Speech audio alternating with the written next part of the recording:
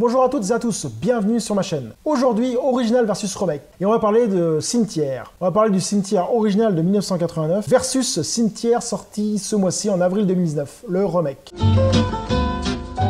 Alors attention, il va y avoir du spoil dans cette vidéo. Donc si vous n'avez pas vu les films, ni aucun des films, je vous conseille de les voir avant et de revenir si vous voulez voir la vidéo. Alors commençons par le film original. Cimetière Pet Sematary, film américain réalisé par Mary Lambers, sorti en 1989. Alors de base, ce film est une adaptation du roman de Stephen King, qui est sorti en 1983. Et vu que Stephen King a participé à l'écriture du film, et a joué aussi dans le rôle du prêtre, pour ceux qui ont vu le film, eh bien Stephen King a exigé que son scénario soit suivi rigoureusement. Sinon, il avait refusé que le film soit réalisé. Après, il y a eu une suite en 1992 du nom de Cimetière 2, qui ne reprend pas le roman, qui fait un peu du freestyle dans le scénario. Le film reste correct, mais bien en dessous du film Cimetière 1. Le film a sorti, il a eu un bon accueil aux États-Unis, puis aussi en France. Il a bien fonctionné lors de sa sortie. Il a même eu un prix Avoriaz, le prix du public Avoriaz 1990. Pour vous remémorer le film de 1989, voici en gros l'histoire du film. Une famille, les Creed, composée du père Louis, de la mère Rachel, leur fille Ellis, qui a aux alentours de 9 ans, et leur petit garçon Gage, qui a autour de 3 ou 2 ans, je ne sais plus trop. La petite famille arrive dans la ville de Ludlow. Ils découvrent leur nouvelle maison qui se situe près d'une autoroute, d'une route dangereuse, où passent de nombreux camions jour et nuit. Et au fond du jardin, un chemin qui mène à une forêt, et plus loin, dans la forêt, un cimetière pour animaux. Direct, ils deviennent amis avec leur voisin, un vieux monsieur un peu intriguant, qui leur montre le cimetière, et qui leur dit que ce cimetière est fait pour les animaux qui sont tués sur la route dangereuse. Tous les gens de la région enterrent leurs animaux dans ce cimetière. Louis, le père de famille, travaille dans l'hôpital universitaire de la ville. Dès son premier jour, bam, direct, un étudiant, Victor Pasco, est percuté par un camion et meurt dans ses bras. Il meurt. Et à partir de là, il commence à avoir des visions. Victor le hante, quoi, et lui parle d'un danger, et lui déconseille d'aller plus loin que le cimetière des animaux, et lui dit de ne pas franchir le mur de branches. Il comprend pas tout, mais bon, comme d'habitude... Ils peuvent pas faire des messages clairs, les fantômes, à chaque fois, on comprend pas tout ce qu'ils disent. Quelques jours plus tard, alors que Ellie et sa mère sont en vacances, Louis, qui était resté seul à la maison, trouve son chat avec le voisin mort, percuté par un camion. Alors lui, embêté, décide d'aller l'enterrer. Mais le voisin a une idée de génie. Enfin, je sais pas si c'est une idée de génie, mais super idée, quoi. Pourquoi ne pas l'enterrer dans l'autre cimetière, celui des Indiens, un peu plus loin? Alors Louis dit bah pourquoi pas, allons l'enterrer dans le cimetière après le mur des branches. Et donc il l'enterre. Quelques heures où je dirais la nuit passe et le chat qui était enterré dans le cimetière revient à la vie et revient chez les Creed. Mais par contre il est trop bizarre le chat, il gémit, il a des attitudes bizarres, il est très très agressif. On sent qu'il y a un problème quand même. Ellie retrouve son chat et le trouve assez bizarre aussi. Bon après suite à cela, la petite famille reprend sa vie tranquille et les semaines passent.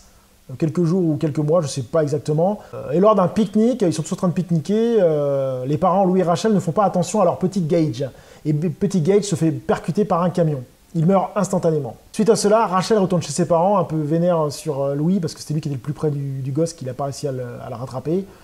Donc Louis reste tranquillement dans la maison et décide d'aller déterrer le petit Gage et de le mettre dans le cimetière des Indiens pour le ramener à la vie. Quelques heures plus tard, le petit Gage revient comme le chat, mais est devenu autre chose. Et il essaie de tuer tout le monde. Voilà en gros le speech et le scénario du film Cimetière de 1989. Parlons maintenant du remake sorti en 2019. Cimetière Pet Sematary. Il se nomme exactement pareil. C'est un film américain réalisé par Kevin Crouch et Danny Widmer. Sorti en 2019, que je disais en avril. Donc c'est une nouvelle adaptation du roman de Stephen King. L'histoire du film est presque identique au film de 1989, à quelques détails près. Enfin, quelques détails qui sont assez gros quand même. En gros, les différences marquantes sont que le petit garçon Gage ne meurt pas dans ce film-là, dans le remake, mais la petite fille de 9 ans, Ellis. Et aussi d'autres détails qui diffèrent, comme par exemple la fin. La fin n'a rien à voir, les deux films ont une fin complètement différente. Alors, mon avis sur ces deux films. Donc, je n'ai pas lu le livre, donc je donne vraiment mon avis par rapport au film. Mais d'après ce que j'ai lu, le film original de 1989 suit vraiment bien le scénario du livre, donc est le plus proche du bouquin de 83. Le Cimetière de 1989, je l'avais vu en VHS à l'époque, il m'avait vraiment marqué, je l'avais trouvé assez prenant, avec des bonnes scènes d'horreur, j'avais passé un bon moment. Je m'en souviens bien car quand j'ai revu ce film, tout était limpide, j'ai pas eu des fois vous regardez un film et il y a des choses que vous vous rappelez pas, vous dites ah oui c'est vrai, ben là non, j'avais bien le film en mémoire, j'ai pas eu de surprise quoi. Donc c'est un bon film à voir et à revoir. Ça faisait à peu près 4-5 ans que je l'avais pas vu. Le remake, j'y suis allé sans trop me poser de questions, hein, car pour moi, le film n'avait pas lieu d'avoir un remake. Le film de 89 est toujours un film qui se regarde en 2019. Il n'y a pas de vieux effets spéciaux dégueulasses qui empêchent de voir le film comme certains films d'horreur où des fois ça pique un peu les yeux. Ça reste toujours assez bien. Même en 2019, quelqu'un qui le découvrirait, ça reste un film correct. J'ai trouvé ce remake bien. Je l'ai trouvé un peu trop long, par contre. Je sais pas pourquoi. Le film original fait 103 minutes et ce remake fait 101 minutes. Alors je sais pas pourquoi, je l'ai trouvé beaucoup plus long. J'ai l'impression qu'il faisait 2 heures le film, quoi. Et il m'a semblé assez long. Alors c'est peut-être à cause de certaines scènes que je trouve un peu inutiles, comme les gosses avec les masques qui avancent pour faire le rituel de leur chien. J'ai pas trouvé ça terrible. Un autre truc aussi, tout le passage avant la mort de Ellie, je l'ai trouvé un peu longuet. Ça... Les paroles, enfin, les dialogues étaient un peu mous, j'ai trouvé ça un peu longuet. J'ai pas compris par contre pourquoi dans ce remake, c'est Ellie qui meurt au lieu de Gage. Pourquoi ils ont fait ça comme ça? Alors moi, ma petite idée, je pense que c'est pour surprendre ceux qui avaient vu le film de 89 et ceux qui avaient lu le livre.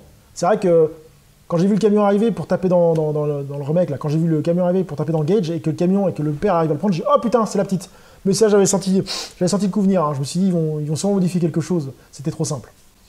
Bon, après, cela reste un film vraiment correct, hein, surtout si vous n'avez pas la comparaison avec le premier film. J'ai bien aimé dans le remake des allusions qui n'étaient pas dans le premier film. Exemple, quand il est dans la forêt et qu'il regarde, il voit le Wendigo. Ça, je trouvais ça vraiment bien fait. Hein. C'était pas présent dans le film de 89, ça. Et aussi un truc que j'ai vraiment apprécié dans ce remake, c'est que le vieux voisin dit à un moment, il explique certaines choses.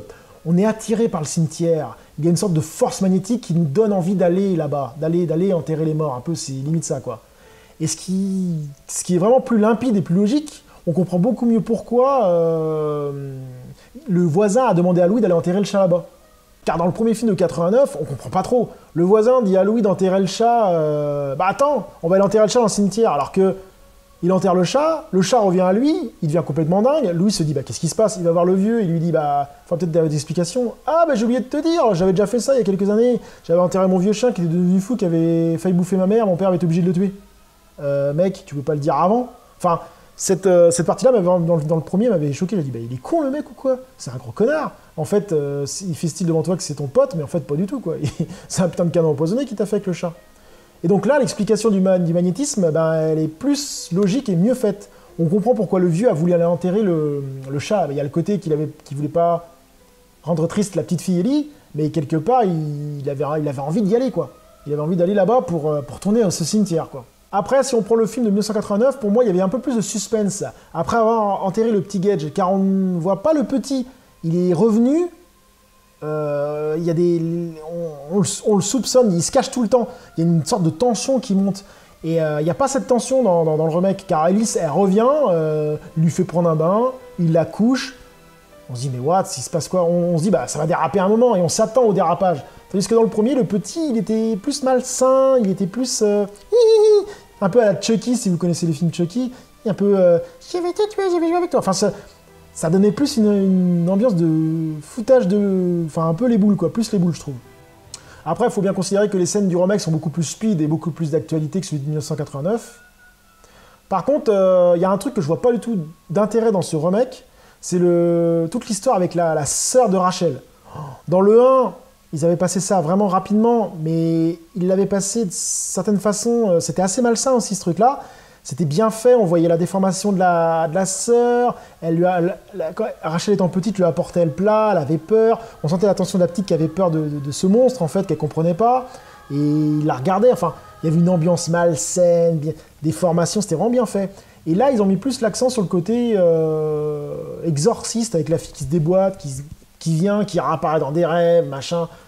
Ouais, je sais pas comment c'est dans le bouquin, mais ça m'a vraiment gêné. Je ne pouvais pas l'intérêt de ce truc-là. Je ne voyais pas l'intérêt de toute cette scène-là. Bon, qu'on apprenne qu'elle l'a tué, entre guillemets, dans le mont de charge, qu'elle est tombée, ça c'était pas mal fait, mais que là, il y a la scène qui revient et que tu la vois un peu se déformer à la exorciste. Ouais, c'était pour mettre plus de scènes d'action dans le film, j'ai pas trouvé ça grandiose. Puis bien sûr, on va parler de la fin du film, de 1989, j'ai trouvé assez bien faite. Rachel qui est revenue à la vie, serre dans ses bras Louis et le film coupe fond noir et là on entend coup de couteau, donc on suppose qu'il plante Louis et que Ellie est restée chez ses grands-parents saine et sauf. Et ben j'ai bien aimé la fin de ce remake parce que ça change complètement du film. Louis n'arrive pas du tout à tuer Ellie, il essaie de la tuer mais ce manque de bol, il se fait tuer par Rachel avant. Rachel le traîne dans le cimetière, l'enterre, ensuite lui revient à la vie. Ils s'en sortent, ils brûlent toutes les maisons. Le vieux meurt, il le brûle aussi pour effacer ses traces. Et là, le pauvre Gage, que son père avait laissé dans la bagnole tout seul, se réveille, et il voit la famille arriver, et on se dit, putain, mais le gosse, comment il va s'en sortir? Il va essayer de sortir, il peut même pas, les portes sont fermées, et là, t'entends, le film se coupe, et t'entends le bruit de la voiture qui s'ouvre. Donc le gosse, il est mort, quoi. Le gosse, ils vont le buter, ils vont le mettre dans le cimetière, et ça va créer une famille de morts vivants. Et j'ai trouvé cette fin vraiment sympa. Elle est vraiment bien. Bien. Elle est vraiment bien faite. Donc, verdict pour moi. Pour moi, quel est le meilleur des deux films? Pour mon avis personnel, bien sûr, hein, chacun a son avis. Pour moi, ça reste quand même celui de 1989, qui reste le plus malsain, le plus horrifique. Pour moi, celui qui m'a laissé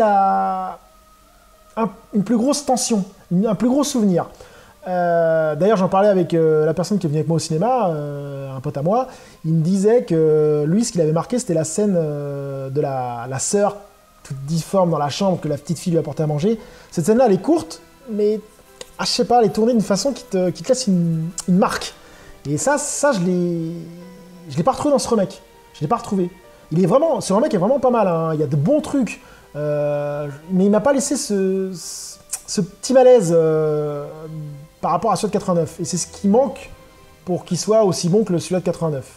Après, peut-être qu'en le revisionnant, quand il sortira en Blu-ray ou autre, je vais retrouver d'autres choses, je vais peut-être changer d'avis, mais pour l'instant, ça reste celui-là de 1989. Après, il y a aussi la nostalgie qui parle. C'est un film que j'ai vu plusieurs fois, qui m'a marqué étant jeune, donc je le mets en avant. Voilà, ça peut être une question de nostalgie aussi. J'espère que cette vidéo vous a plu, et je vous dis à très bientôt sur ma chaîne. Salut!